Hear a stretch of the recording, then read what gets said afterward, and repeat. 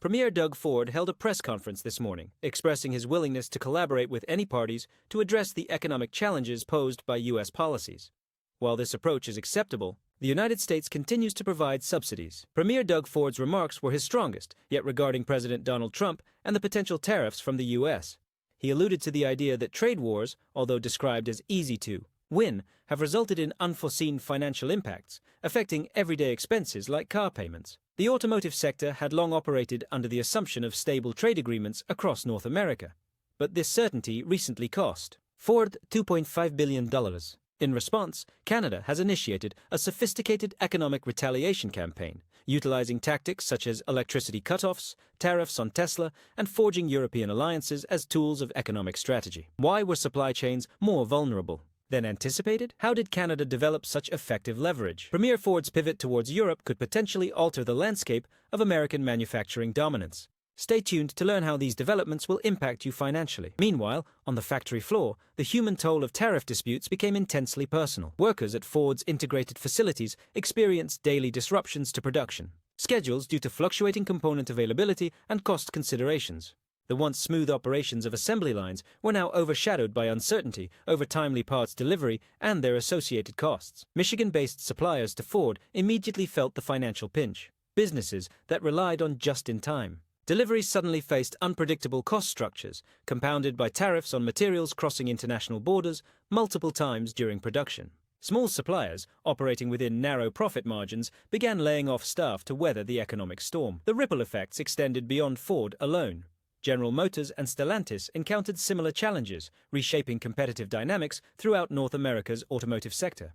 Former rivals found themselves grappling with shared vulnerabilities in the supply chain. Ford's procurement teams raced to identify domestic alternatives to international suppliers, yet the transition proved arduous. Precision-manufactured parts necessitated rigorous testing and validation before integration into production vehicles.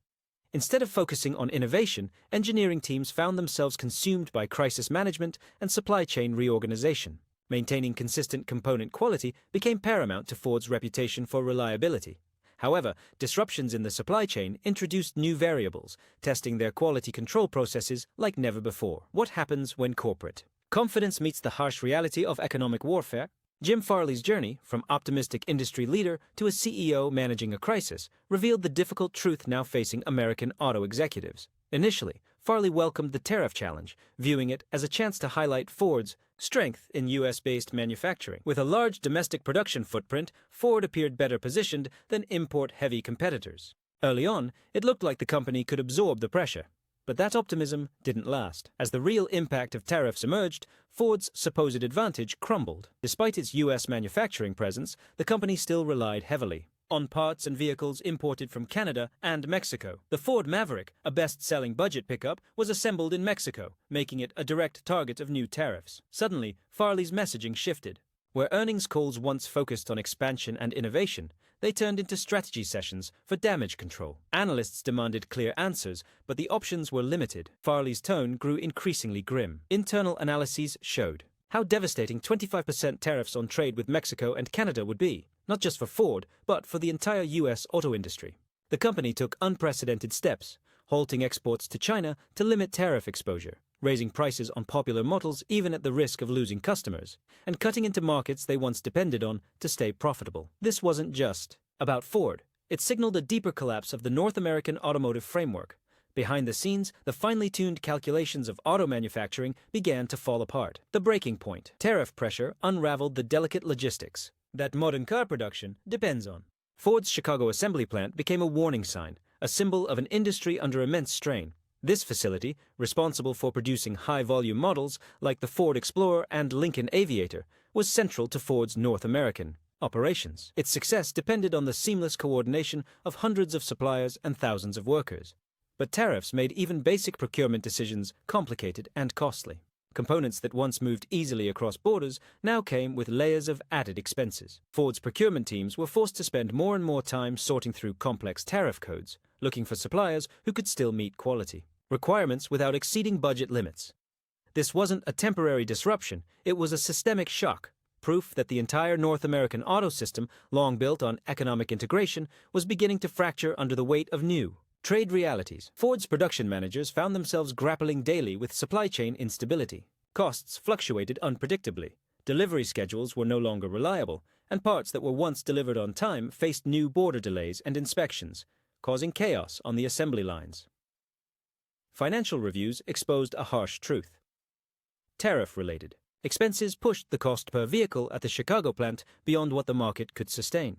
Without raising consumer prices, which risked dampening demand and cutting jobs, continued operations that were no longer viable. The decision to halt production in Chicago wasn't just about closing a facility, it marked a deeper collapse. In the tightly knit North American manufacturing system, thousands of workers who once counted on steady employment were suddenly left with an uncertain future. Local leaders braced for a broader economic hit, not just from lost jobs at Ford, but from the ripple effect on small businesses, tax revenue, and regional economic health. The shock of Chicago's shutdown reverberated throughout Ford's other facilities. Employees across North America began to wonder, who's next? Canada strikes back. The electricity weapon. But Ford Motor Company's troubles were just the beginning. Canada was about to make a move that no one saw coming. A senior Canadian official delivered a stark message to Washington. If you pick a fight with us, we'll fight back. This wasn't just rhetoric, it was an act of economic retaliation. Ontario Premier Doug Ford had a powerful tool at his disposal: electricity. Canada exports vast amounts of power to U.S. states like New York, Minnesota, and Michigan through a shared power grid. Ontario alone provides enough electricity to supply millions of American homes. That dependence became a liability when Doug Ford announced a 25% surcharge on electricity exports to the U.S. The consequences were immediate and severe. American households faced an estimated $100 increase in monthly electric bills. Industrial operations that relied on Canadian electricity were suddenly staring down massive cost hikes that threatened their ability to continue functioning. But the real hammer came with Premier Ford's ultimatum. If the U.S. didn't back off on tariffs, Canada would consider cutting electricity exports entirely. The announcement sent shockwaves through American energy markets. Utilities began preparing contingency plans. Factories looked into alternative energy sources or even temporary shutdowns. The cross-border grid, once a symbol of North American cooperation, had been turned into a geopolitical weapon. Precision economic warfare. Enter Mark Carney, former central banker turned deputy prime minister, who brought a strategic mindset to Canada's economic counterattack. Carney executed a targeted tariff strategy designed to apply maximum pressure on key U.S. political regions while minimizing collateral damage to Canadian interests. His approach was deliberate, calculated, and effective. Together, Canada's leaders escalated the economic conflict from defensive responses to active strategic retaliation. What started as a tariff fight over cars had quickly evolved into a full-blown trade war, with power grids, factory closures, and entire communities now caught in the crossfire. Mark Carney's $30 billion counter-tariff strategy was crafted with precision, targeting American goods based on their political significance rather than applying blanket retaliation. Agricultural products from Republican strongholds were among the first to be hit with higher tariffs. American whiskey, a key industry in Kentucky, home to Senate Minority Leader Mitch McConnell, was singled out early. Consumer goods from swing states were also targeted, with tariffs calibrated to stir voter dissatisfaction. The move showed a deep grasp of U.S. political vulnerabilities, aiming to fracture domestic consensus rather than provoke national unity. Carney's objective was to sow division within the U.S. political system. By focusing economic pain on specific regions, he aimed to provoke internal pressure on the Trump administration from Republican lawmakers. Canadian trade teams worked intensively to roll out tariffs that packed maximum punch while staying within international trade law. Each item chosen for retaliation was analyzed for its political leverage and potential to stir domestic backlash in the U.S. Carney made clear that this initial $30 billion package was just the beginning. If U.S. tariffs persisted, Canada was ready to escalate the total to $155 billion in short order. But effective economic retaliation needs a powerful symbol, and Carney found it in Tesla. The decision to target Elon Musk's electric car company stunned observers from Silicon Valley to Washington. It wasn't just a strategic blow, it was personal, political, and economically severe.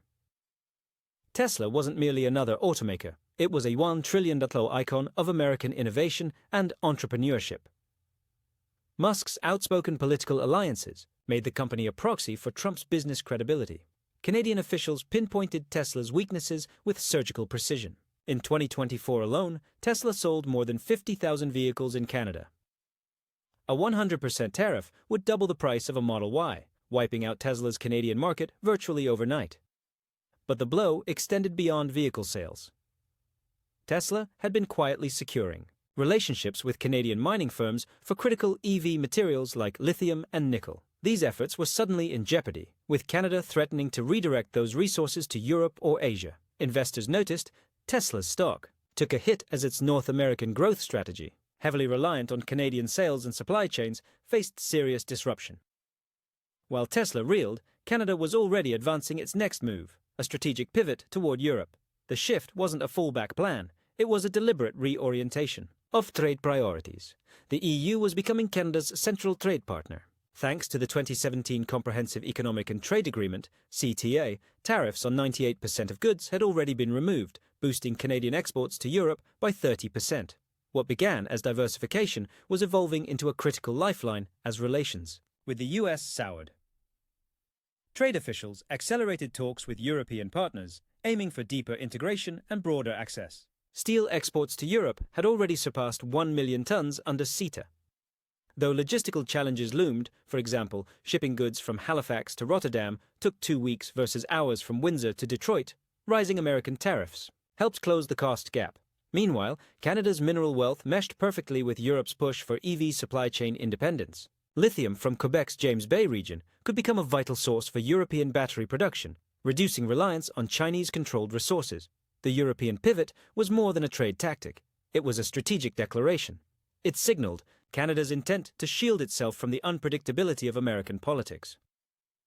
But this shift came with serious questions. Could Canada truly replace its most accessible trading partner, one with a 5,500-mile shared border, with markets across the Atlantic? The logistical and economic challenges were enormous. Ocean shipping was slower and more expensive than trucking to the US-Canadian parts designed for North American vehicle assembly needed modifications to meet European safety regulations. And European automakers weren't exactly eager to welcome new competition when they had established domestic suppliers. Still, early trade data suggested the gamble might pay off. Canada was testing whether it could reinvent its trade relationships, and whether economic independence from the US was not just possible, but profitable. By 2024, trade between Canada and the European Union had grown to $60 billion, steadily rising since the implementation of the Comprehensive Economic and Trade Agreement, CETA. For Canadian businesses, Europe offered a welcome contrast to American volatility, with consistent regulations and a stable policy environment that enabled strategic, long-term planning. In Brussels, EU officials viewed the escalating North American trade conflict not with concern, but with anticipation. As tensions rose, the Europeans saw a chance to lure investments, restructure global supply chains, and chip away at US economic dominance. From the European perspective, what seemed like Canada scrambling for alternatives was in fact a strategic windfall. Germany's automakers began actively considering Canadian sources for steel and aluminum. BMW initiated talks with Nova Scotia suppliers to integrate those resources into their manufacturing pipelines. These weren't just business deals. They were part of a broader European agenda to decrease reliance on American-centric trade and production systems. French EV startups also took interest, eyeing lithium from Thunder Bay for their battery needs. European battery producers sought dependable access to critical materials without interference from either China or the USA. Canada's rich natural resources and its political reliability made it an ideal partner for Europe's evolving strategic autonomy. The idea of a transatlantic trade bloc that deliberately excluded the United States was no longer far-fetched. It marked a radical shift in the global order. Behind closed doors, EU officials discussed how growing American protectionism could open doors for Europe to assert itself more deeply in Western Hemisphere trade. Beneath Canada's forests and icy terrain lay materials essential to 21st century industries, and Europe had finally grasped their true importance. Cobalt, nickel, rare earth elements, these weren't just mining prospects. They were the foundation for economic sovereignty.